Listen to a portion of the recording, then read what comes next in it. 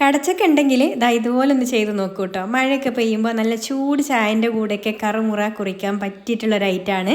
അപ്പോൾ ഇത് റെഡിയാക്കി എടുക്കാൻ വേണ്ടിയിട്ട് ആദ്യം തന്നെ ഞാൻ എന്താ ഒരു ചെറിയ കടച്ചക്ക എടുത്തിട്ടുണ്ട്. അതിൻ്റെ ഒരു ഞെട്ടി ഭാഗവും അതുപോലെ തന്നെ തൊലിയും ഒന്ന് ഇതുപോലെ കളഞ്ഞെടുക്കാം. എന്നിട്ട് നന്നായിട്ടൊന്ന് കഴുകി എടുത്തതിന് ശേഷം ഇത് മുറിച്ചിട്ട് ഇതിൻ്റെ ഉള്ളിലുള്ള ഈ ഒരു ഭാഗം ഉണ്ടല്ലോ അതൊന്ന് കളയണം.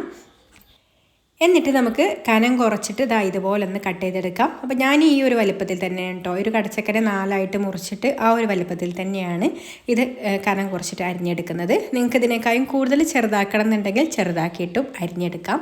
അപ്പോൾ ഇതാ ഇതുപോലെ എല്ലാതും ഒരേ കനത്തിൽ തന്നെ മുറിച്ചെടുക്കാനായിട്ട് ശ്രദ്ധിക്കുക കേട്ടോ. അപ്പോൾ ഇതുപോലെ അങ്ങ് മുറിച്ചെടുത്തിട്ടുണ്ട്. ഇനി നല്ല ചൂടായിട്ടുള്ള വെളിച്ചെണ്ണയിലേക്ക് ഇത് ഇട്ട് കൊടുക്കാം.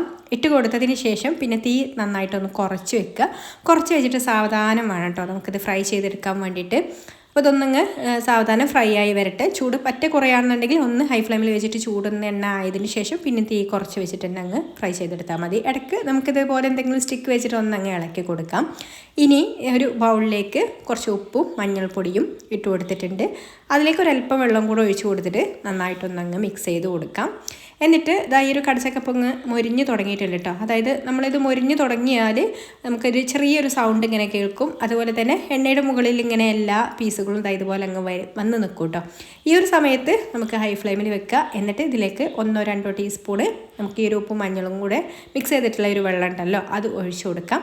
ഒഴിച്ച് കൊടുത്തിട്ട് നന്നായിട്ടൊന്ന് മിക്സ് ചെയ്ത് കൊടുക്കുക. ഒഴിച്ച് കൊടുത്ത് ഉടനെ തന്നെ നന്നായിട്ട് മിക്സ് ചെയ്ത് കൊടുക്കുക കേട്ടോ. എന്നാലുള്ള എല്ലാ പീസിലും ഒരേപോലെ ഈ ഉപ്പും മഞ്ഞളും ഒക്കെ പിടിക്കുള്ളൂ. എന്നിട്ട് നന്നായിട്ടൊന്ന് മിക്സ് ചെയ്ത് കൊടുത്തിട്ട് ഹൈ ഫ്ലെയിമിൽ വെച്ചിട്ട് നമ്മൾ ഈ ഒഴിച്ച് കൊടുത്തിട്ട് ആ വെള്ളമൊക്കെ വറ്റി നന്നായിട്ടൊന്നങ്ങ് മൊരിഞ്ഞ് കഴിഞ്ഞാൽ നമുക്ക് കോരിയെടുക്കാം. ഇനി ബാക്കിയുള്ളതും കൂടെ ഇതിലേക്ക് ഇട്ട് കൊടുത്തിട്ട് പൊരിച്ചെടുക്കാം കേട്ടോ. ഞാൻ 2 ബാച്ചായിട്ടാണ് ഇവിടെ പൊരിച്ചെടുക്കുന്നത്. മുഴുവൻ പൊരിച്ചെടുത്തതിന് ശേഷം ഇതിലേക്ക് കുറച്ച് കറിവേപ്പില കൂടെ ഇട്ട് കൊടുത്തിട്ടുണ്ട്. അതും കൂടെ ഒന്ന് ഫ്രൈ ചെയ്ത് കോരി ഇതിലേക്ക് തന്നെ ഇട്ട് കൊടുക്കാം. അപ്പോൾ ഇത് ഇങ്ങനെ വേണമെന്നുണ്ടെങ്കിലും കഴിക്കാം. ഇനി കുറച്ചും കൂടെ നല്ല എരിവൊക്കെ സ്പൈസി ആയിട്ട് വേണ്ടവർക്ക് ഇതുപോലെ കുറച്ച് മുളക് പൊടിയൊക്കെ ഇട്ട് കൊടുത്തിട്ട് നന്നായിട്ടൊന്ന് കുടഞ്ഞു കൊടുത്തിട്ട് കഴിക്കാം. നല്ല ക്രിസ്പി ആയിട്ടുള്ള കടച്ചക്ക ചിപ്സ് ഇതാ റെഡി ആയിട്ടുണ്ട്. അപ്പോൾ ഇതുവരെ ട്രൈ ചെയ്ത് നോക്കാത്തവരുണ്ടെങ്കിൽ ഒന്ന് ട്രൈ ചെയ്ത് നോക്കിക്കോളൂ കേട്ടോ. അടിപൊളി ടേസ്റ്റാണ്.